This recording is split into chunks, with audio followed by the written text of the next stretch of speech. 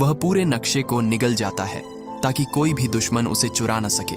जब तीनों की आंख खुलती है तो वे खुद को एक बड़ी लकड़ी की पेटी के अंदर बंद पाते हैं। जैसे ही पेटी खोली जाती है वे हैरान रह जाते हैं। उन्हें पता चलता है कि उन्हें पकड़कर एक बेहद अजीब और रहस्यमयी सर्कस में लाया गया है और यहीं से उनकी अगली बड़ी मुसीबत शुरू होने वाली है। जब तीनों उस लकड़ी की पेटी से बाहर निकलते हैं तब उन्हें पता चलता है कि उन्हें एक अजीब से सर्कस वाले द्वीप पर लाया गया है। वहां बैठे लोग देखने में तो दर्शक लगते हैं, लेकिन सच यह होता है कि वे सभी शहर के बेबस लोग हैं जिन्हें कैद करके रखा गया है।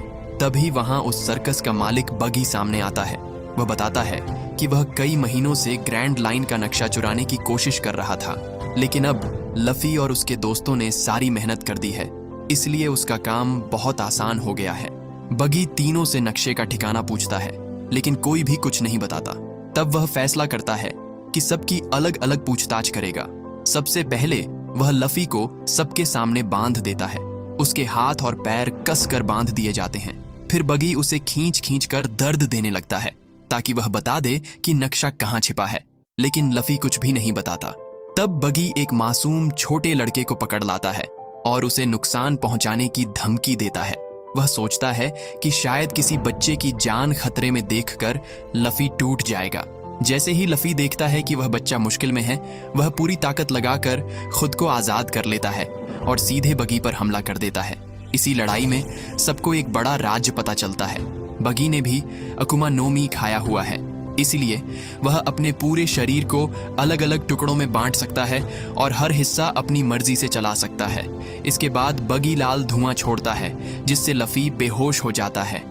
जब लफी की आंख खुलती है तो वह खुद को कांच के एक बड़े टैंक में बंद पाता है। उस टैंक में धीरे धीरे समुद्र का पानी भर रहा होता है। अकुमा नो मी खाने वाले लोगों को खास ताकत तो मिलती है, लेकिन उनकी सबसे बड़ी कमजोरी भी यही होती है। जैसे ही उनका शरीर समुद्र के पानी को छूता है, उनकी सारी ताकत खत्म होने लगती है। लफी जानता है कि अगर पानी भर गया तो उसकी मौत तय है। फिर भी वह बगी को नक्शे के बारे में कुछ नहीं बताता और धीरे धीरे डूबने लगता है। डूबते समय उसे अपना बचपन याद आता है। जब लफी छोटा था तब एक खतरनाक समुद्री डाकू उसे पकड़कर समुद्र में ले गया था। उसका इरादा लफी को बीच समुद्र में छोड़कर मरने देना था, लेकिन तभी एक विशाल समुद्री राक्षस आ गया और उसने उसी डाकू को निगल लिया। अब अगला निशाना लफी बनने वाला था। उसी समय शैंक्स वहां पहुंच गया और उसने लफी की जान बचा ली, लेकिन इस दौरान उस समुद्री राक्षस ने शैंक्स का एक हाथ खा लिया। फिर भी शैंक्स ने बिना डरे उस राक्षस की आंखों में देखा। उसकी हिम्मत देखकर वह राक्षस डर गया और वापस समुद्र की गहराई में चला गया। जब लफी ने देखा कि उसकी वजह से शैंक्स अपना हाथ खो चुका है तो उसे खुद पर बहुत पछतावा हुआ। कुछ दिनों बाद शैंक्स अपनी टोली के साथ फिर से सफर पर निकलने लगा। जाते समय उसने अपना सबसे प्यारा स्ट्रॉ हैट लफी को दे दिया और कहा कि जब तुम एक महान समुद्री डाकू बन जाओ तब इसे मुझे वापस देना। उसी दिन से वह टोपी लफी की सबसे कीमती चीज बन जाती है। इधर जोरो से भी बगी के आदमी पूछताछ कर रहे होते हैं, लेकिन जोरो चालाकी से उनका ध्यान अपनी तरफ लगा देता है। इसी मौके का फायदा उठाकर नामी अपने पिंजरे से बाहर निकल जाती है और सीधे दुश्मनों पर हमला कर देती है। नामी फिर जोरो को भी आजाद कर देती है और दोनों मिलकर लफी को बचाने दौड़ पड़ते हैं। लफी को कांच के टैंक में डूबता देखकर नामी अपनी छड़ी से पूरा कांच तोड़ देती है। पानी बाहर निकल जाता है और लफी की जान बच जाती है। बाहर आते ही लफी अपने पेट के अंदर छिपा हुआ ग्रैंड लाइन का नक्शा भी बाहर निकाल देता है। नक्शा देखते ही बगी अपने शरीर को दर्जनों टुकड़ों में बांट देता है। उसके उड़ते हुए हाथ, पैर और बाकी हिस्से चारों तरफ से जोरो और नामी पर हमला करने लगते हैं। अपने दोस्तों को मुश्किल में देखकर लफी भी बगी से भिड़ जाता है, लेकिन इस बार बगी की अजीब ताकत के सामने वह भी हार जाता है। तभी लफी के दिमाग में एक शानदार योजना आती है। उसे समझ आ जाता है कि अगर बगी के शरीर के सारे टुकड़ों को अलग अलग कैद कर दिया जाए तो वह दोबारा अपने शरीर को जोड़ नहीं पाएगा। अब देखना यह होगा कि क्या लफी की यह चाल सच में काम करती है या नहीं। लफी को एक शानदार तरीका सूझता है। वह और उसके दोस्त मिलकर बगी के शरीर के सभी अलग अलग टुकड़ों को लकड़ी के बक्सों में बंद कर देते हैं। अब बगी चाहे जितनी कोशिश करे वह अपने शरीर को दोबारा जोड़ नहीं पाता। आखिर में लफी बगी के बचे हुए हिस्से को उठाकर सर्कस के बाहर दूर फेंक देता है। इसके साथ ही वह ग्रैंड लाइन का कीमती नक्शा भी वापस हासिल कर लेता है। जाने से पहले लफी, नामी और जोरो उन सभी गांव वालों को आजाद कर देते हैं। जिन्हें बगी ने कैद करके रखा था। आजादी मिलने पर सभी लोग उनका दिल से धन्यवाद करते हैं। अब तीनों का अगला लक्ष्य ग्रैंड लाइन पहुंचना होता है, लेकिन वहां जाने के लिए उन्हें एक मजबूत जहाज चाहिए। इसलिए वे लोग गेको आइलैंड जाने का फैसला करते हैं। द्वीप पर पहुंचते ही नामी वहां की सुरक्षा का जायजा लेने लगती है। उसका इरादा सही मौका देखकर एक जहाज चुराने का होता है। इसी दौरान लफी शिपयार्ड में घूमते घूमते एक शानदार जहाज देखता है। वहीं उसकी मुलाकात उसॉप से होती है। उसॉप वहां जहाज साफ करने का काम करता है, लेकिन वह बड़े गर्व से कहता है कि इन सभी जहाजों के मालिक उसके बहुत अच्छे दोस्त हैं। थोड़ी देर बाद उसॉप अपने दोस्तों को लेकर एक बड़ी हवेली में पहुंचता है। वहां उसका स्वागत करने की बजाय बूची उसे देखकर नाराज हो जाता है। तभी हवेली की मालकिन काया वहां आ जाती है। वह उसॉप को देखकर खुश हो जाती है और अपने जन्मदिन की पार्टी में उसे और उसके नए दोस्तों को भी बुला लेती है। काया का बटलर क्लाहाडोर ये सब देखकर बिल्कुल खुश नहीं होता। काया के माता पिता की मौत के बाद वही उसका सबसे भरोसेमंद आदमी बन गया था और अब उसी के सारे काम संभालता है।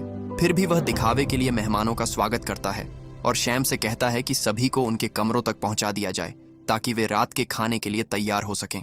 कुछ देर बाद उसॉप एक गुप्त रास्ते से चुपके से काया के कमरे में पहुंचता है। वह उसे जन्मदिन का एक छोटा सा तोहफा देता है। दोनों बातें ही कर रहे होते हैं कि अचानक काया को तेज खांसी आने लगती है। तभी क्लाहाडोर उसके लिए खास चाय लेकर आता है। चाय पीते ही उसकी तबीयत थोड़ी संभल जाती है। पता चलता है कि 3 साल पहले काया एक रहस्यमयी बीमारी की शिकार हो गई थी। तब से आज तक कोई भी दवा उसे पूरी तरह ठीक नहीं कर पाई है। रात को सभी मेहमान डिनर हॉल में इकट्ठा होते हैं। वहीं नामी की मुलाकात मिस्टर मेरी से होती है। मिस्टर मेरी कई सालों से काया के परिवार के साथ काम कर रहे हैं और उसके पैसों और जायदाद का पूरा हिसाब रखते हैं। काया भी उन पर बहुत भरोसा करती है। अब काया 18 साल की होने वाली है, इसलिए उसके माता पिता की पूरी संपत्ति कानूनी तौर पर उसके नाम होने वाली है। मिस्टर मेरी उसे कुछ जरूरी कागजों के बारे में बताना चाहते हैं, लेकिन तभी क्लाहाडोर बीच में आकर उनकी बात रोक देता है। डिनर के समय काया के लिए अलग से खास खाना तैयार किया जाता है, क्योंकि उसकी सेहत की वजह से उसे बहुत सख्त खान पान का पालन करना पड़ता है। लेकिन जैसे ही वह खाना शुरू करती है, उसे फिर से तेज खांसी आने लगती है। उसकी हालत बिगड़ने पर उसे तुरंत उसके कमरे में ले जाया जाता है। रात काफी हो चुकी होती है, इसलिए काया उसॉप, लफी, नामी और जोरो से कहती है कि वे आज की रात हवेली में ही रुक जाएं। उधर पार्टी खत्म होने के बाद क्लाहाडोर चुपचाप मिस्टर मेरी के पास पहुंचता है। उसे पता चल चुका होता है कि मिस्टर मेरी काया को कुछ ऐसे कागजों के बारे में बताने वाले हैं जिनसे शिपयार्ड उसके हाथ नहीं लग पाएगा। अपनी सच्चाई छिपाने के लिए क्लाहाडोर अचानक अपना असली रूप दिखा देता है और पीछे से मिस्टर मेरी की पीठ में छुरा घोंप देता है। इसी बीच दूसरी तरफ बगी अपने शरीर के सारे टुकड़े फिर से इकट्ठा कर चुका होता है। तभी उसके पास अरलोंग के गिरोह का एक आदमी आता है और यहीं से कहानी में एक और खतरनाक दुश्मन की एंट्री होने वाली है। उधर बगी अपने शरीर के सारे टुकड़े फिर से जोड़ ही रहा होता है कि तभी अरलोंग के गिरोह का एक आदमी वहां पहुंच जाता है और उसे पकड़ लेता है। जब बगी की मुलाकात अरलोंग से होती है, तब उसे पता चलता है कि जिस शहर को उसने लूटा था वह असल में अरलोंग का इलाका था। यह सुनते ही अरलोंग गुस्से से आग बबूला हो जाता है और बगी को मारने का फैसला कर लेता है। अपनी जान बचाने के लिए बगी तुरंत एक सौदा करता है। वह कहता है कि उसे ग्रैंड लाइन के नक्शे का पता है और अगर अरलोंग उसकी जान बख्श दे तो वह उसे नक्शा दिला सकता है। इधर सुबह सुबह लफी अपने कमरे से निकलता है क्योंकि उसे जोरों की भूख लगी होती है। दूसरी तरफ जोरो रम की बोतल ढूंढने निकलता है। रास्ते में दोनों की मुलाकात हो जाती है और वे साथ साथ रसोई की तरफ चल पड़ते हैं। उधर नामी हवेली में मौका देखकर कीमती सामान ढूंढ रही होती है, लेकिन गलती से वह काया के कमरे में पहुंच जाती है। काया को जल्दी ही समझ आ जाता है कि नामी एक चोर है, लेकिन हैरानी की बात यह होती है कि वह उससे नाराज नहीं होती, बल्कि आराम से उससे बातें करने लगती है। धीरे धीरे दोनों के बीच अच्छी दोस्ती हो जाती है। रसोई में पहुंचकर लफी और जोरो की मुलाकात उसॉप से होती है। उसॉप बताता है कि हवेली के नीचे एक बड़ा तहखाना है जहां बेहतरीन शराब रखी हुई है। ये सुनते ही जोरो उसॉप से कहता है कि उसे वहां ले चले। वहीं लफी रसोई में ही रुक जाता है और काया के लिए बना पूरा सूप अकेले ही पी जाता है। तहखाने में जाते समय उसॉप की नजर अचानक जमीन पर पड़ी एक लाश पर पड़ती है। वह कोई और नहीं बल्कि मिस्टर मेरी होते हैं। उसी समय वहां क्लाहाडोर भी आ जाता है और उसका असली राज सबके सामने आ जाता है। असल में क्लाहाडोर का असली नाम कुरो है। वह पहले ब्लैक कैट पायरेट्स का खतरनाक कप्तान था। दुनिया को बताया गया था कि कैप्टन मॉर्गन ने उसे मार दिया था, लेकिन सच यह था कि वह जिंदा बच निकला था और अब नई पहचान के साथ रह रहा था। सच सामने आते ही जोरो अपनी तलवारें निकाल लेता है, लेकिन तभी शैम पीछे से उस पर बोतल से हमला कर देता है। अचानक हुए इस वार से जोरो संभल नहीं पाता। इसके बाद कुरो उसौप को भी मारना चाहता है, लेकिन उसौप किसी तरह वहां से भाग निकलता है और मदद ढूंढने शहर की तरफ दौड़ पड़ता है। कुरो अपने आदमियों को आदेश देता है कि मिस्टर मेरी और जोरो की लाशों को एक गहरे गड्ढे में फेंक दिया जाए ताकि किसी को कभी सच्चाई का पता न चल सके। शहर में भागते हुए उसौप की मुलाकात कोबी और हेलमेप्पो से होती है। अब दोनों नेवी के नए कैडेट बन चुके होते हैं और उन्हें लफी को पकड़ने के मिशन पर इस द्वीप पर भेजा गया है। उसौप को लगता है कि अब वही उसकी आखिरी उम्मीद है। वह उन्हें पूरी सच्चाई बताता है और कहता है कि क्लाहाडोर असल में खतरनाक समुद्री डाकू कुरो है जो उसके दोस्तों को मारना चाहता है। इधर काया से बात करने के बाद नामी रसोई में पहुंचती है। वहां वह देखती है कि लफी बेहोश पड़ा हुआ है। उसी समय क्लाहाडोर अपने आदमियों के साथ वहां आ जाता है। नामी तुरंत छिप जाती है और उनकी सारी बातें सुन लेती है। तभी उसे पता चलता है कि लफी ने जो सूप पिया था उसमें जहर मिला हुआ था। असल में वह जहर काया के लिए तैयार किया गया था, लेकिन गलती से लफी ने उसे पी लिया। यह जानकर कुरो गुस्से से पागल हो जाता है क्योंकि उसकी पूरी योजना बिगड़ चुकी होती है। उसी वक्त दरवाजे की घंटी बजती है। बाहर कोबी और हेलमेप्पो खड़े होते हैं। उसौप उन्हें बताता है कि क्लाहाडोर ही असली समुद्री डाकू कुरो है और वही उसके दोस्तों को मारना चाहता है, लेकिन उसके पास अपनी बात साबित करने के लिए कोई सबूत नहीं होता। इसलिए नेवी के दोनों कैडेट चाहकर भी तुरंत कुरो को गिरफ्तार नहीं कर पाते और हवेली के अंदर खतरा हर पल और बढ़ता जाता है। कोबी और हेलमेप्पो उसौप की पूरी बात सुनते हैं, लेकिन उनके पास कुरो के खिलाफ कोई सबूत नहीं होता, इसलिए वे चाहकर भी उसके खिलाफ कोई कार्रवाई नहीं कर पाते। तभी हेलमेप्पो बताता है कि उन्हें यहाँ एक फरार समुद्री डाकू लफी को पकड़ने भेजा गया है। कुरो तुरंत चाल चलता है। वह लफी को नेवी के हवाले कर देता है ताकि उनका ध्यान दूसरी तरफ चला जाए और उसका असली राज छिपा रहे। इसी बीच नामी मौका देखकर शैम पर पीछे से फ्राइंग पैन से जोरदार वार करती है और उसे बेहोश कर देती है। उधर उसौप भागकर काया के पास पहुंचता है और उसे बताता है कि जिस इंसान पर वह सबसे ज्यादा भरोसा करती है वही उसे मारने की साजिश रच रहा है। ये सुनकर काया को अपनी ही आंखों पर विश्वास नहीं होता। वह पूरी तरह सदमे में चली जाती है। तभी नामी वहां पहुंचती है और एक ऐसा सच बताती है जिसे सुनकर काया के पैरों तले जमीन खिसक जाती है। नामी बताती है कि कुरो पिछले कई सालों से उसकी चाय में धीरे धीरे जहर मिला रहा था। इसी वजह से काया कभी पूरी तरह ठीक नहीं हो पाई।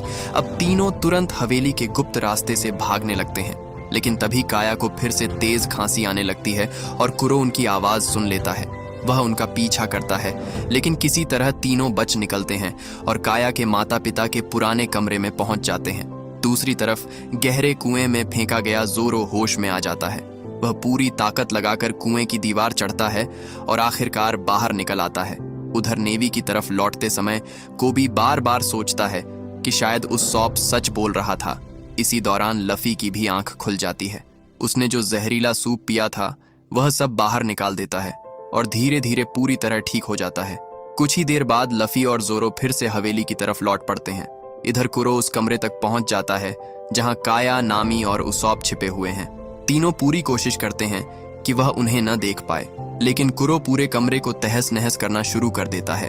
जब उन्हें लगता है कि अब ज्यादा देर तक छिपना नामुमकिन है, तब काया और नामी सामने आकर उसका सामना करने का फैसला करती हैं। लेकिन कुरो के आदमी उन्हें पकड़ लेते हैं और दोनों कैद हो जाती हैं। उसी समय लफी और जोरो हवेली में पहुंच जाते हैं। दोनों अलग अलग रास्तों से अपने दोस्तों को ढूंढने निकलते हैं। जोरो का सामना शैम और बुची से हो जाता है। दोनों मिलकर उस पर हमला करते हैं, लेकिन जोरो अपनी तीनों तलवारों से शानदार लड़ाई लड़ता है और आखिरकार दोनों को हरा देता है। दूसरी तरफ लफी का मुकाबला सीधे कुरो से होता है। कुरो की रफ्तार इतनी तेज होती है कि लफी को उसके हमलों से बचना भी मुश्किल पड़ता है, लेकिन सही मौका मिलते ही लफी उसके दोनों हाथ पकड़ लेता है और अपने सिर की ताकत से उसे जोर कर मारकर हवेली के बाहर फेंक देता है। आखिरकार कुरो और उसके साथियों की पूरी साजिश खत्म हो जाती है, लेकिन अब एक नई परेशानी सामने होती है। नेवी को पता चल चुका होता है कि लफी और उसके साथी इसी द्वीप पर हैं, इसलिए उन्हें तुरंत वहां से निकलना पड़ता है। काया उनकी मदद के लिए उनका धन्यवाद करती है। इनाम के तौर पर वह उन्हें